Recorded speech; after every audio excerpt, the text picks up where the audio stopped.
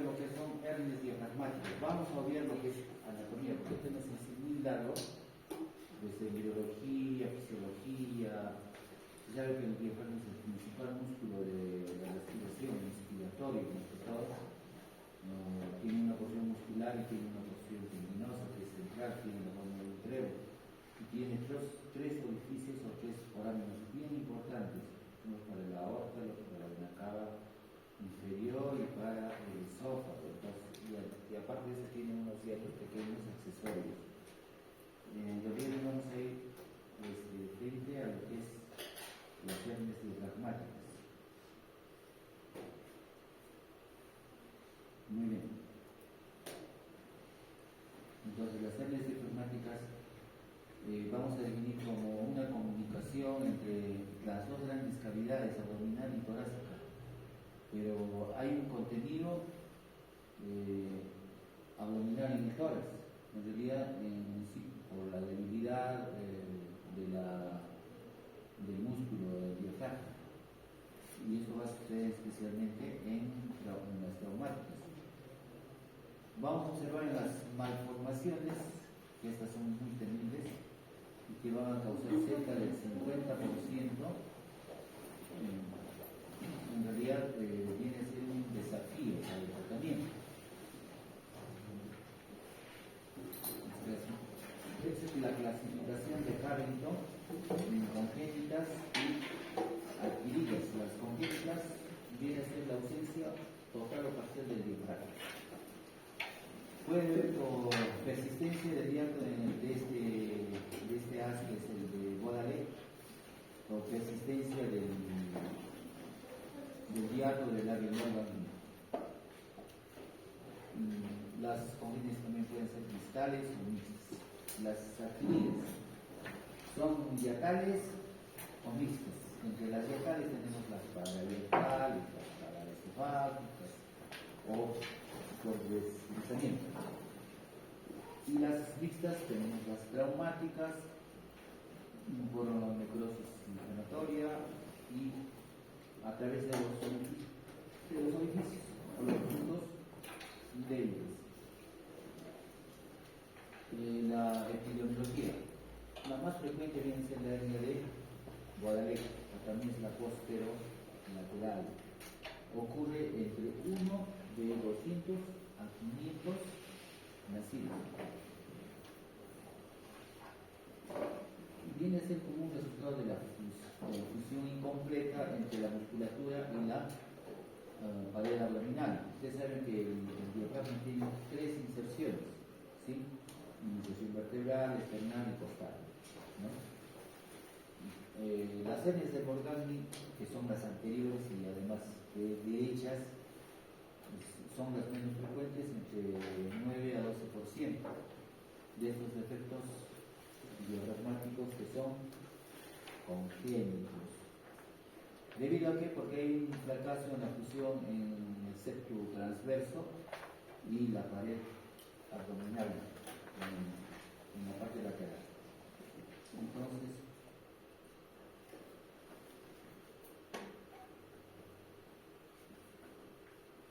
aquí hay un orificio del diafragma.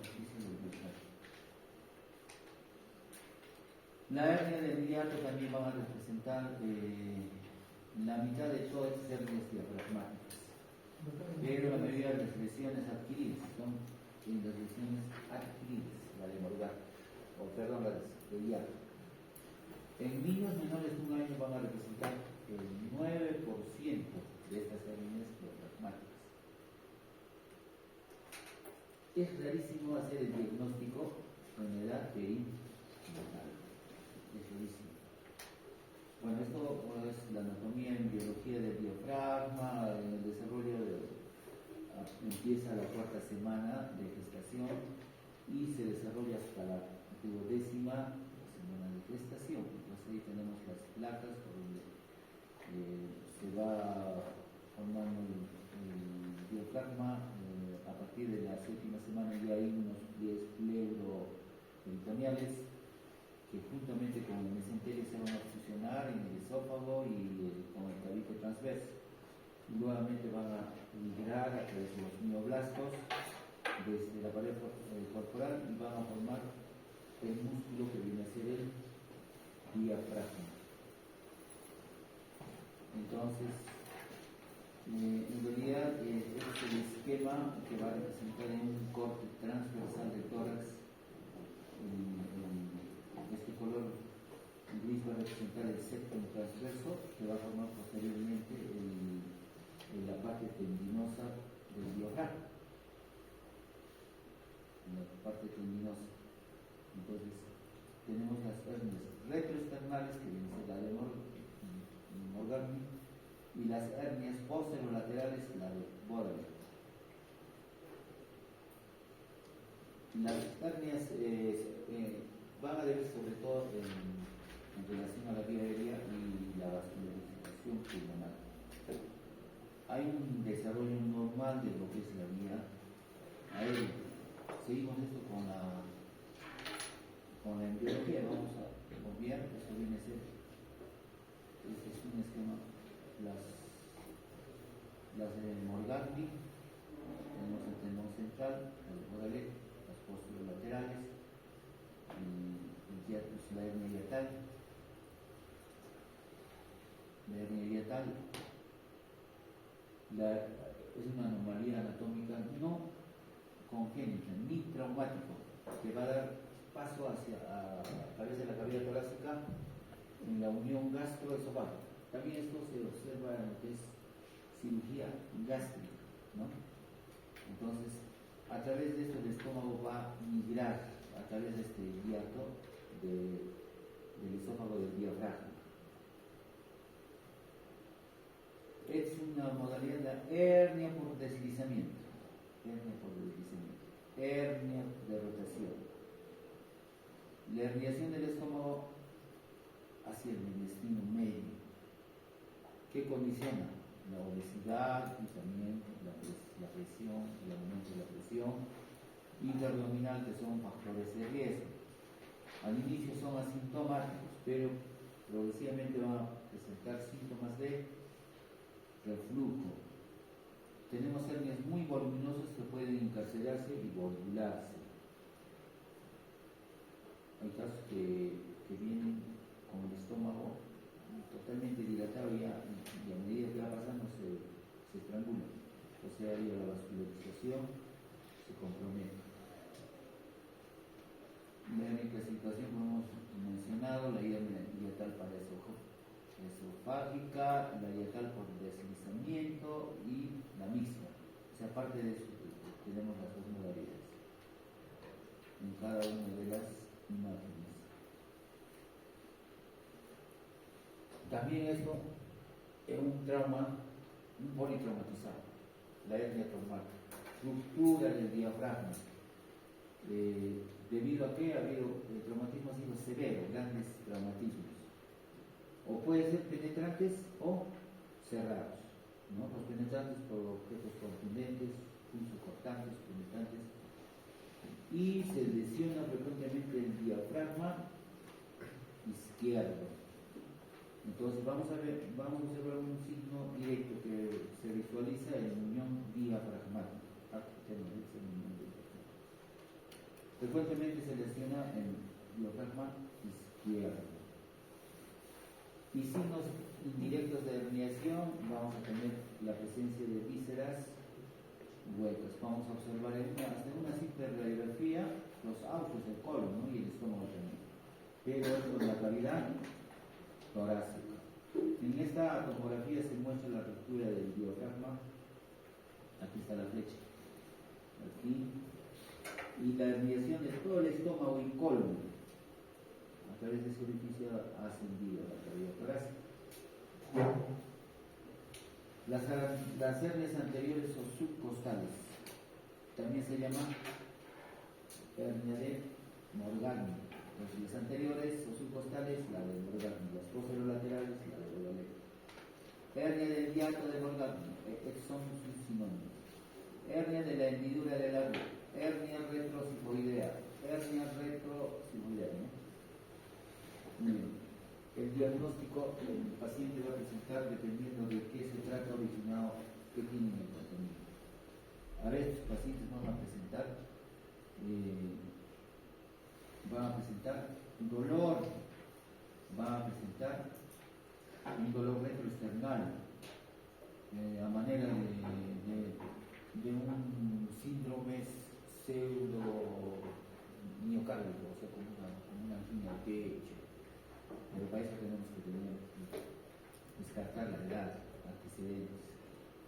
En otras ocasiones, eructos, dispepsia, vómitos, constipación, vómitos, y digamos si hay una obstrucción o estrangulación, o hay un contenido del colon o del duodeno cuando está prácticamente todo el intestino delgado. Y este contenido del intestino puede ocluirse, puede volverse. Tenemos todas las características de una obstrucción intestinal. En varias oportunidades se hacían ocluir y se encuentra el cirujano.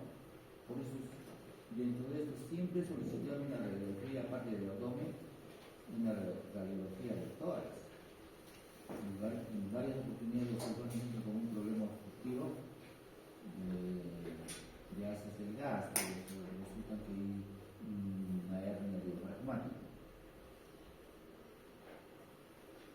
Muy bien, en esta radiografía de tórax que vamos a mostrar, se hace en el lado derecho, hay una hiperlucidez, una radiolucidez.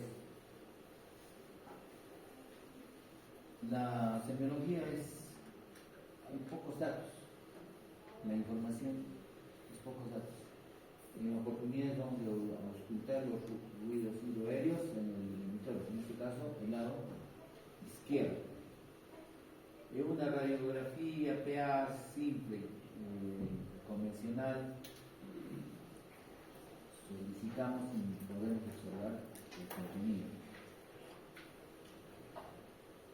Si el contenido fuera una víscera hueca, va a aparecer la clásica imagen hidroaérea o los austos colónicos.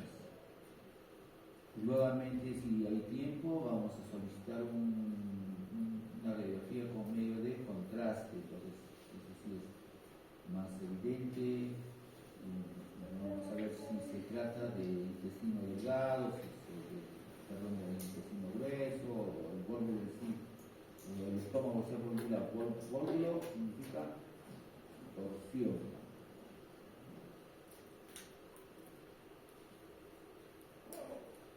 La tomografía, lógicamente que las imágenes son más claras, la densidad de los tejidos, la densidad del líquido, del tejido adiposo, y además puede ser por hallazgo, por ejemplo, acá hay una tumoración, ¿no?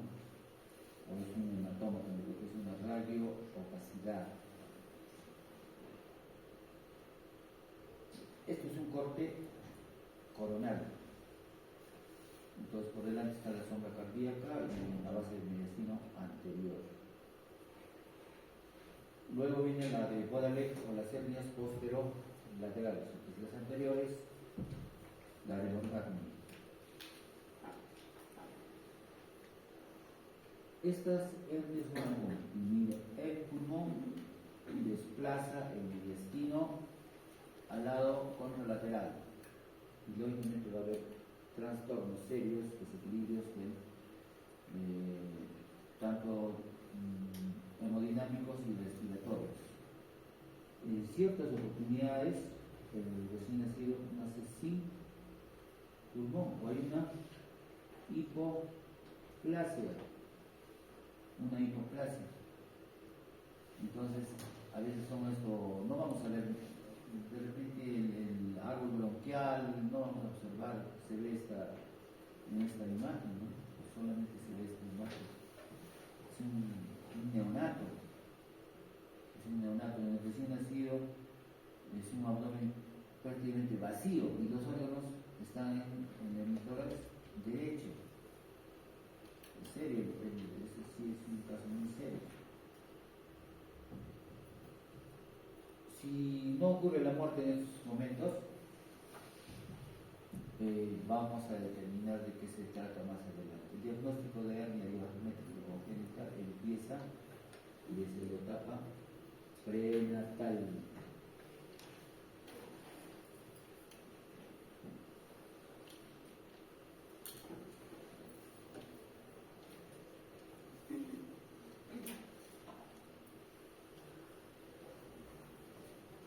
La ecografía durante la etapa intrauterino tiene que ser los radiólogos, los ginecólogos bien entrenados, en el cual sí pueden hacer el diagnóstico. Entonces, mediante que el rechazo del intestino hacia el lado contralateral o hacia el lado sano, entonces estaremos sospechando de una hernia diafragmática congénita. En esta radiografía de tórax, ya en la fase de postnatal, vamos a observar en el tórax comprometido, prácticamente totalmente ocupado. Hay unos, en esta placa no es tan claro, pero hay unos aéreos, hay desplazamiento del corazón al lado contralateral. Y lógicamente el abdomen va a estar casi plano, vacío, deshabitado. Entonces, estos recién nacidos a veces claramente sobreviven. El diagnóstico tiene que ser fino, tiene que ser rápido, ¿no? En esta radiografía del tórax vamos a mostrar este radio más lúcido en la mitad superior izquierda, en el cual observamos un nivel, y acá hay una opacidad homogénea en su parte inferior, y apenas se observa un unión pulmonar, probablemente por el pasito en la región paravertebral izquierda, y está desplazado en el intestino. Tiene un problema de deseo respiratorio severo, porque el hemitórax derecho está totalmente comprometido, abolido, y aparte de eso, el intestino desplazado. Muy bien, la hernia diafragmática adquirida, debido a un trauma cerrado en un 75% y un trauma por arma contundente en un 25%. Hay una fase aguda, hay una fase latente en el intervalo y también una fase obstructiva. En la fase aguda se presenta con el trauma, o sea, se produce el traumatismo, un accidente, el conductor no está usando el cinturón de seguridad y ha habido ruptura del diafragma. Probablemente haya también lesiones de otros órganos. Y se diagnostica en el momento de la tensión, fase aguda.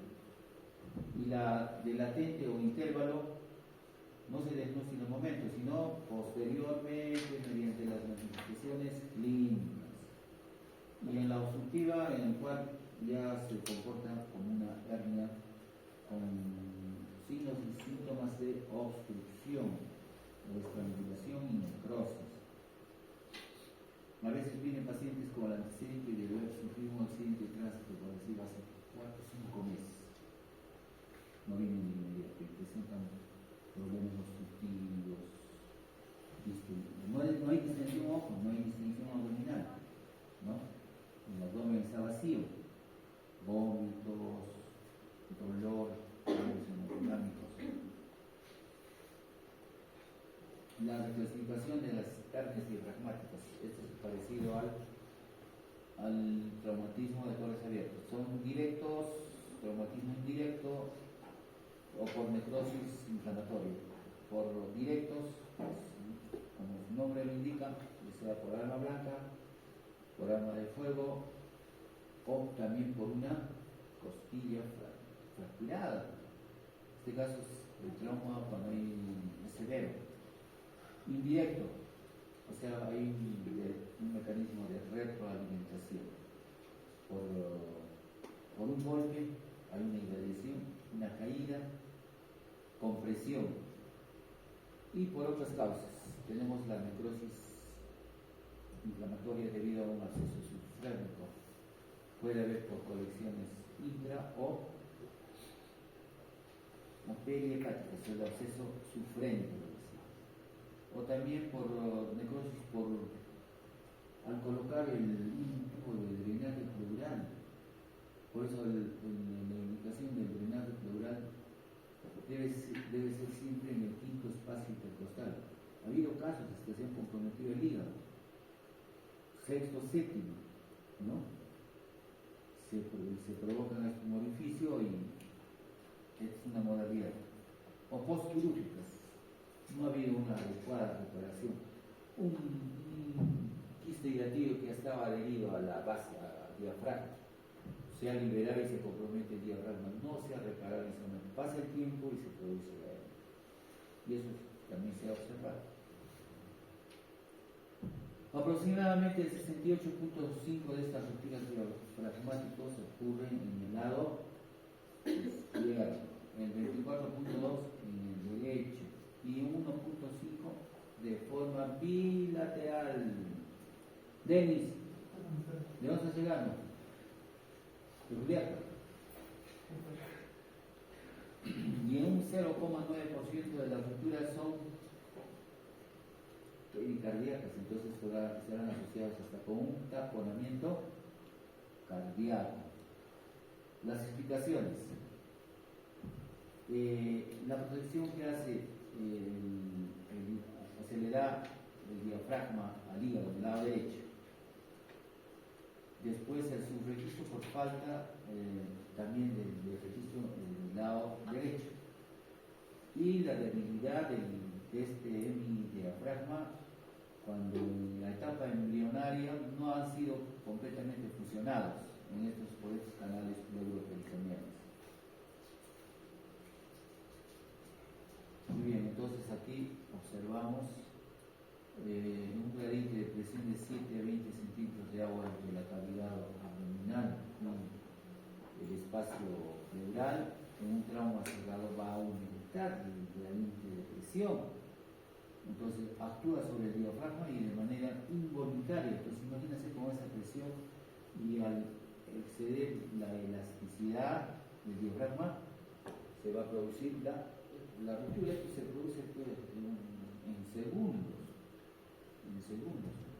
Entonces, como observamos aquí el lado izquierdo y el lado derecho, lo normal, la presión con esto de 7 a 20 centímetros de agua, en el lado izquierdo especialmente, y ahí está el contenido de la cavidad abdominal. Se ubican estas hernias en la cúpula o en la región posterolateral del diafragma. El cirujano tiene que saber, como por la teoría nos dice, ¿verdad? En la cúpula, pues cuando si el cirujano general va a tener la idea, abre una laparotomía y se observa que las haces están dentro de la cavidad abdominal, entonces no va a estar llamando, en ese momento no hay cirujano de tórax, puede resolver el cirujano general. Entonces, ¿dónde siempre va a estar ubicado? En la región posterolateral del diafragma, algunos a la izquierda, y no van a tener saco, como las partes de una hernia. Ustedes van a llevar cirugía general, ¿no? Saco, cuerpo, cuello, son las partes de una hernia. Entonces, algunas veces vamos a comprobar por un deslizamiento peritoneal. Y ya si hay de larga data hay adherencias, no es fácil reducirlo, no es fácil. Y hay adherencias, ¿no? Entonces, al tratar de querer reducir, hay que ampliar ese orificio, hay que ampliar. Y en el diafragma, ¿de qué elemento anatómico vamos a tener mucho cuidado? Del nervio frénico, ¿verdad? Entonces, si vamos a seccionar, haremos la cirugía excelente, pero después va a traer complicaciones. En esta radiografía de tórax en el tórax izquierdo, en el cual se observa una imagen aérea que viene a ser un pseudo ascenso del diafragma. Al ascender se colapsa el pulmón y por lo tanto, como ocupa un espacio, lo desplaza el mediastino.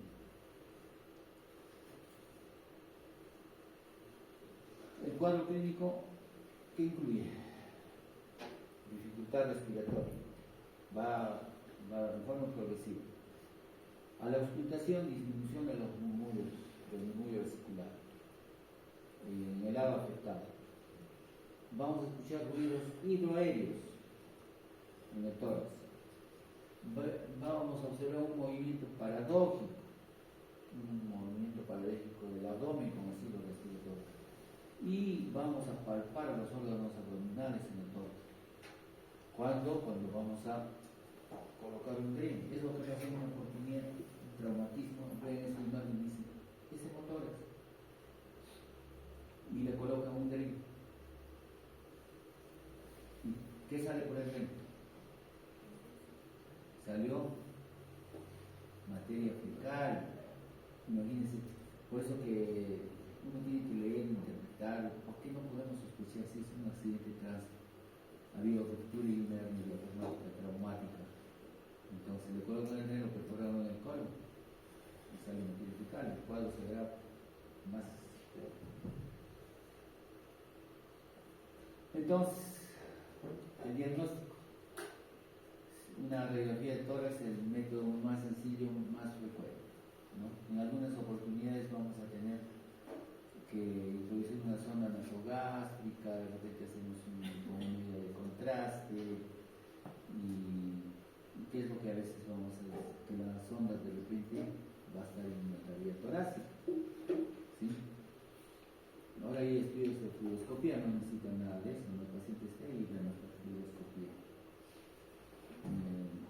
Antes de utilizar este estudio positivo de la gastrofagografía, ya no se utiliza ahora. Muy bien. Entonces, ¿qué observamos radiológicamente? Las burbujas de aire en él.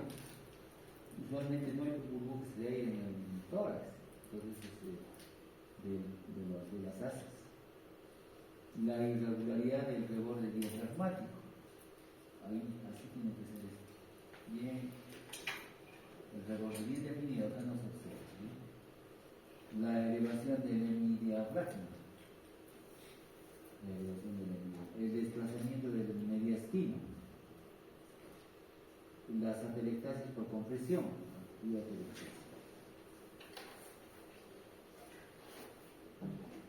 En algunas oportunidades la ecografía que viene a ser alguna vez de referencia, en la cual nos evidencia la ruptura de diafragma en aquellos pacientes politraumatizados.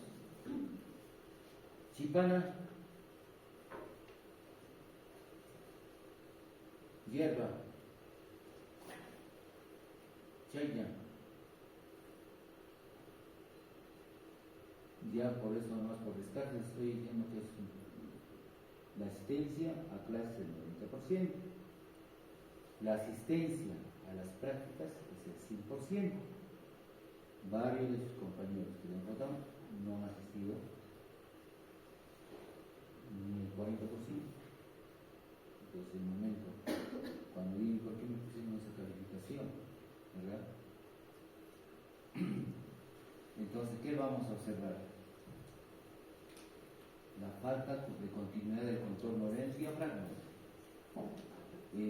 La hernia en el cual los órganos intraabdominales, vamos a observar el hígado, el vaso, dentro de todas. Y ahí también vamos a observar gas líquido del estómago, del intestino, y también las ondas peristálticas. Eso en la ecografía. Bueno, esto es por parte académica, ¿no? La ecografía, porque una radiografía nos está orientando bastante. Y a la mano, si tenemos la tomografía, como razón, pues la sensibilidad de la ecografía tiene un 82% en la lesión del diafragma. Y también probablemente haya enfisema subcutáneo o concomitantemente un neumotórax. Y también fracturas costales.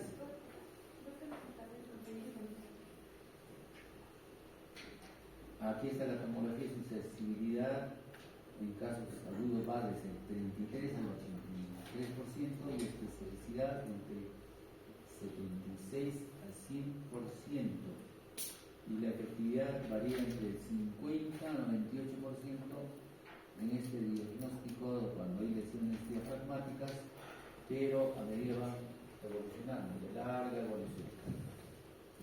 Entonces la tomografía es el método de referencia. Aquí observamos en esta tomografía, la imagen axial que muestra la asa del colon de paredes engrosadas, eso es del hemitórax inferior izquierdo, está asociado a aumento de la densidad del tejido. Aparte de eso también está el epiglo, atelectasia global izquierda. Este solamente viene a representar este pulmón, está comprimido. Todo esto es órganos, intestino.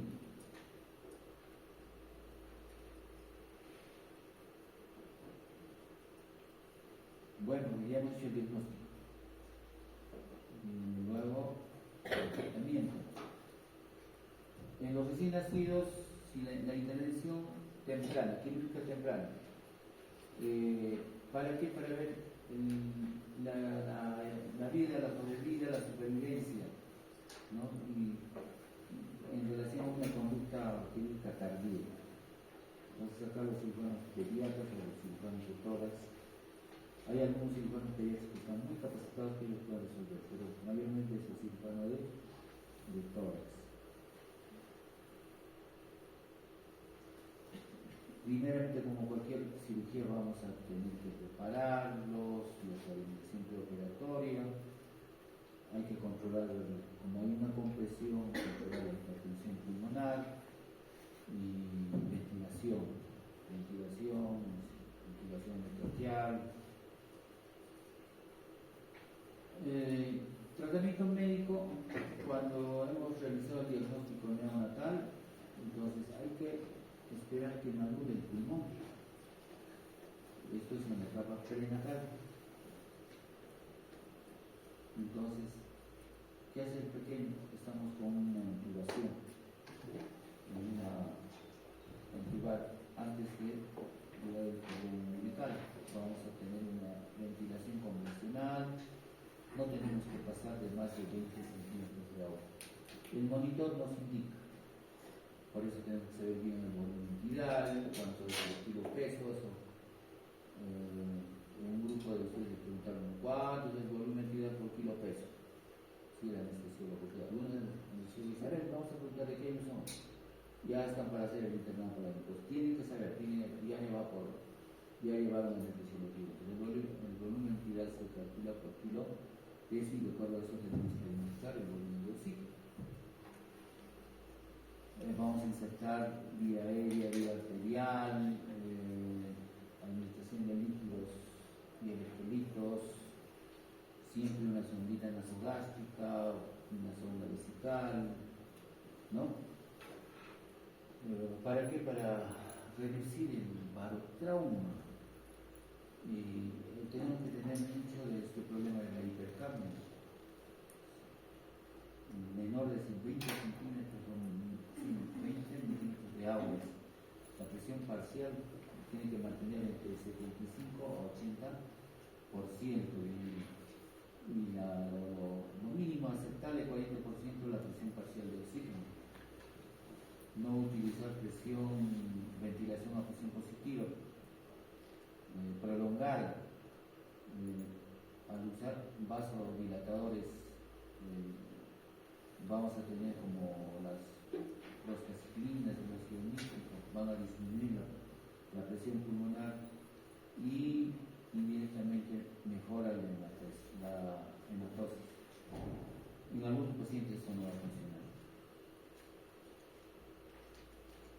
Si estamos frente a una hipoplasia pulmonar, en el cual no hay reducción del pulmón,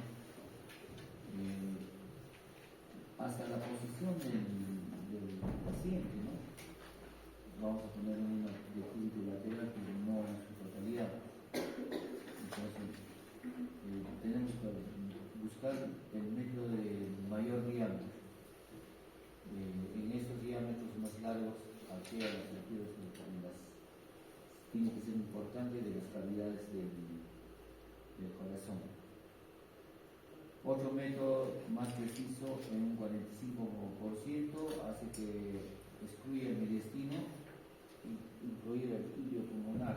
Hacemos trazo de toda esta área, estableciendo ya en una circunferencia. Eso lo hace el anestesiólogo.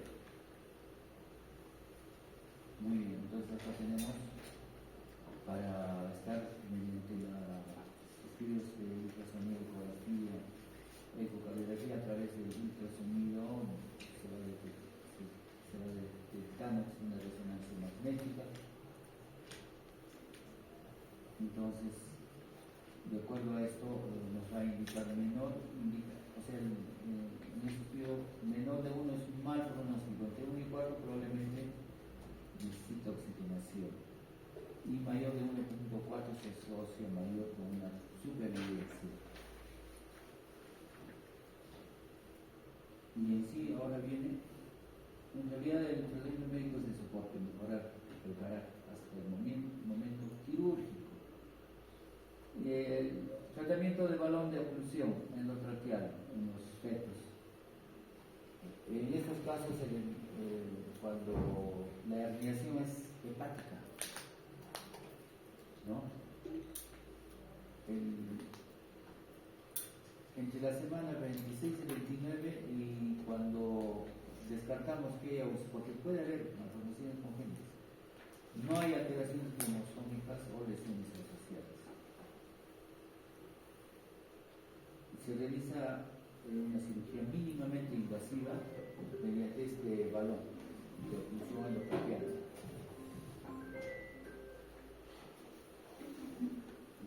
Estoy en clase, ya tenemos clase.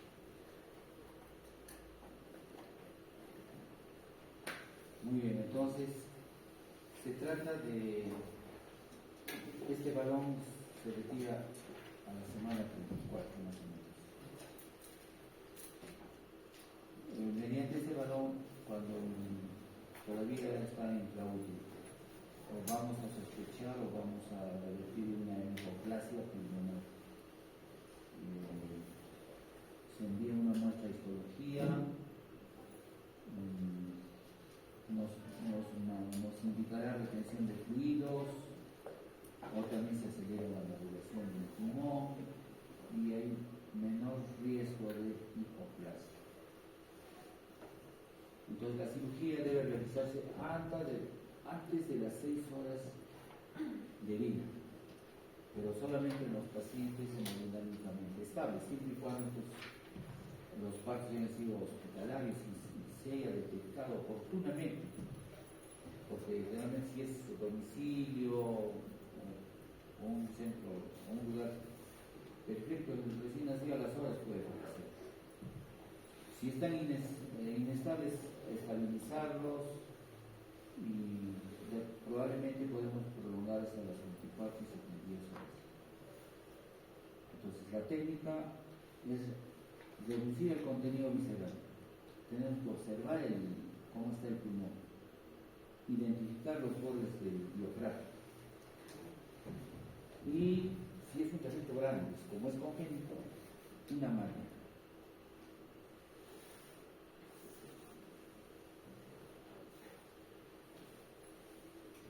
Muy bien. Entonces, a continuación va a poner aquí en las orientaciones. Johan. Tampoco. Kevin. Ya, el viernes recuperamos. Cintia.